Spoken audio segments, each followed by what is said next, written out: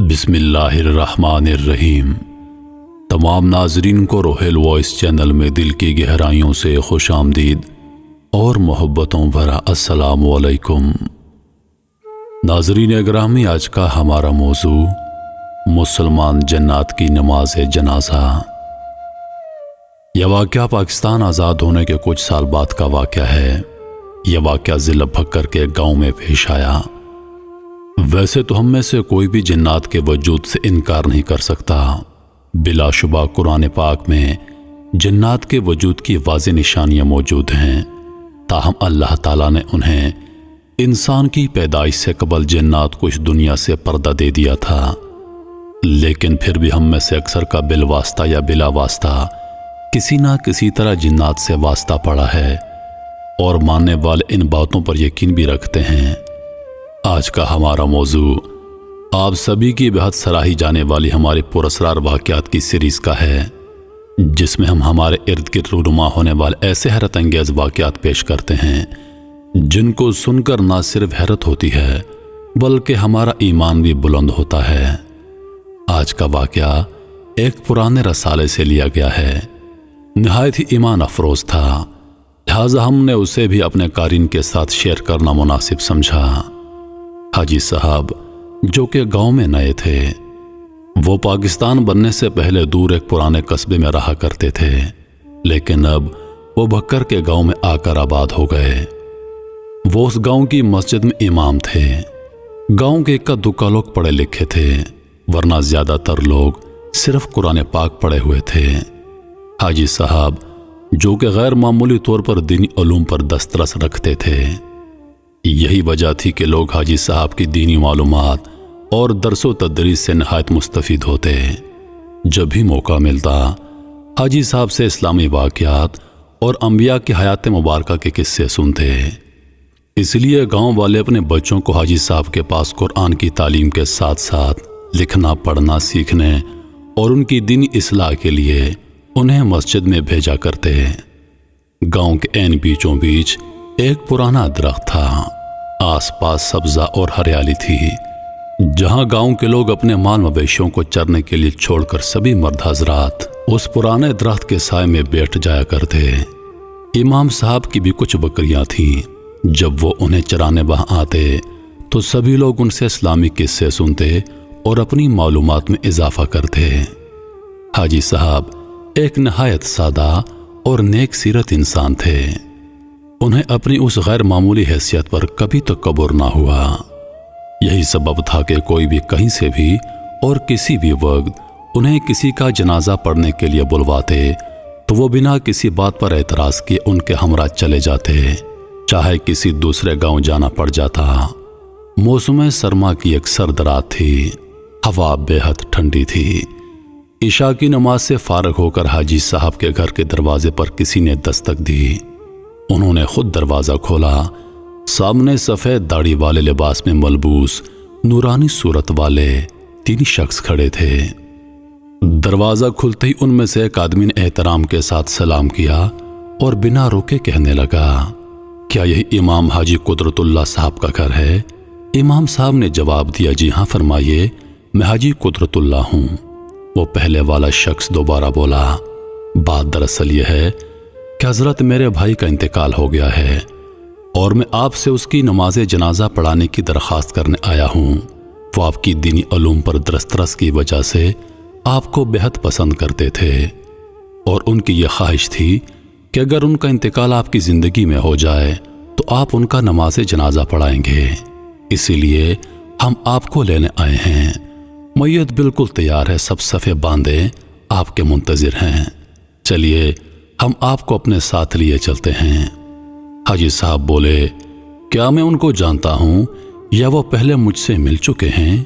اس شخص نے جواب دیا کہ میرے بھائی آپ کو پرانے گھر میں اکثر سنا کرتے تھے، تبھی سے وہ آپ کو عزیز رکھتے تھے۔ حاجی صاحب ان کی غیر معمولی حرکات و سکنات سے کچھ عجیب سا محسوس کر رہے تھے، کیونکہ سامنے والا شخص بنا پلکیں جھکائے ان سے بات کر رہا تھا، جبکہ باقی دونوں افراد اس کے دائیں بائیں ہاتھ باندھے خاموش کھڑے تھے اور حاجی صاحب کو مسلسل دیکھ رہے تھے۔ لیکن اس سے زیادہ حاجی صاحب کے لیے کچھ بھی پریشان کن نہ تھا۔ وہ اس سے پہلے بھی کئی مرتبہ رات گئیوں جنازہ پڑھانے گئے ہیں، اس لیے انہوں نے بنا تعطل کہہ دیا، آپ مجھے تھوڑا سا وقت دیجئے، میں اپنا لباس تبدیل کر کے آتا ہوں۔ تھوڑی ہی دیر میں حاجی صاحب ان کے ساتھ جانے کے لیے گھر سے باہر نکل آئے۔ وہ تینوں ان کے آگے آگے چلنے لگے اور چلتے چلتے وہ گاؤں کی حدود سے باہر نکل آئے۔ حالانکہ وہ دور نہیں رہتے تھے، لیکن پھر بھی ان کی حیرت انگیز رفتار کے ساتھ چلنے میں حاجی صاحب کو کافی دشواری ہو رہی تھی۔ مسلسل چلتے چلتے انہیں 1 گھنٹے سے زیادہ ہو گیا تھا۔ اب تو حاجی صاحب گھبرا گئے، کیونکہ وہ تینوں گاؤں سے دور ایک پرانی گھاٹی کی طرف چل نکلے۔ حاجی صاحب نے انہیں مخاطب کرتے ہوئے کہا، میرا خیال ہے آپ لوگ یہاں کے راستوں سے واقف نہیں، مجھے بتائیے کہاں جانا ہے، شاید میں آپ کی کچھ مدد کر سکوں، کیونکہ یہ راستہ تو بالکل ویران ہے، یہاں تو سوائے گھاٹی نما جگہ کے کچھ بھی نہیں۔ وہ پہلے والا شخص اچانک بولا، اے آدم ذات گھبراؤ نہیں، ہم بالکل صحیح سمت جا رہے ہیں۔ اس آدمی کے منہ سے یہ الفاظ سن کر حاجی صاحب بہت ڈر گئے اور ذہن میں بات سے بات کی کڑیاں ملانے لگے کہ وہ مجھے پرانے گھر سے جانتا تھا، میرے گھر میں تو ہمارے علاوہ کوئی نہیں تھا، اور اس نے مجھے آدم ذات کیوں کہہ کر بلایا۔ ابھی حاجی صاحب اسی سوچ میں تھے کہ اس شخص نے سب کچھ سن لیا، ایک دم رکا اور کہنے لگا، دیکھیے میرے بھائی کی خواہش تھی، اس لیے ہم نے آپ کو یہاں آنے کی زحمت دی۔ ہم مسلمان جنات ہیں، لیکن آپ پریشان مت ہوں، ہم آپ کو کوئی نقصان نہیں پہنچائیں گے، بس آپ جنازہ پڑھا دیں۔ یہ سن کر کسی نہ کسی طرح حاجی صاحب نے اپنے حواس کو قابو میں کیا اور ان کے ساتھ آگے بڑھ گئے۔ وہ تینوں حاجی صاحب کو لے کر کھائی میں اتر گئے، جس کا حاجی صاحب نے راستے میں ان سے ذکر کیا تھا۔ لاتعداد سفید داڑھی اور سفید لباسوں میں ملبوس حضرات صفے باندھے کھڑے تھے، ان کے قد بہت لمبے تھے، لیکن حاجی صاحب نے اس کی طرف بالکل نہیں دیکھا اور امامت کے لیے کھڑے ہو گئے۔ جنازہ پڑھانے کے بعد حاجی صاحب جانے کے لیے پلٹے تو وہ شخص جو ان کو وہاں لایا تھا ان کے سامنے آ کر کھڑا ہو گیا اور کہنے لگا، میں آپ کا بہت شکر گزار ہوں کہ آپ میرے بھائی کی خواہش کی تکمیل کے لیے ہمارے ساتھ تشریف لائے۔ حاجی صاحب کا مارے خوف کے برا حال تھا۔ اس شخص نے جیب سے چند کوئلے نکالے، حاجی صاحب کو دیے اور کہنے لگے، ہم نے بہت دور جانا ہے، لیجئے یہ ہماری طرف سے آپ کے لیے ہدیہ ہیں، ہم نے بہت دور جانا ہے۔ حاجی صاحب نے گھبراہٹ میں چھوٹا سا کوئلہ اٹھا لیا۔ وہ بولے، حاجی صاحب ہم نے بہت دور جانا ہے، حاجی صاحب اب آپ جا سکتے ہیں، اور گھر کے لیے چل دیے۔ انہیں اپنے پیچھے سے خدا حافظ کہنے کی آواز آئی۔ حاجی صاحب نے پلٹ کر دیکھا تو وہاں سب کے سب غائب تھے۔ اس قدر سردی میں حاجی صاحب پسینے سے شرابور تھے، لیکن اب خود کو سنسان جگہ اکیلا پا کر وہ اپنے حواس پر قابو نہ رکھ سکے اور بے ہوش ہو کر زمین پر گر پڑے۔ جب انہیں ہوش آیا تو وہ اپنے گھر میں موجود تھے۔ ان کی اہلیہ نے بتایا کہ آپ اس رات غالباً گھر کے دروازے پر بے ہوش ہو کر گر پڑے تھے، ہم آپ کو اٹھا کر اندر لے آئے۔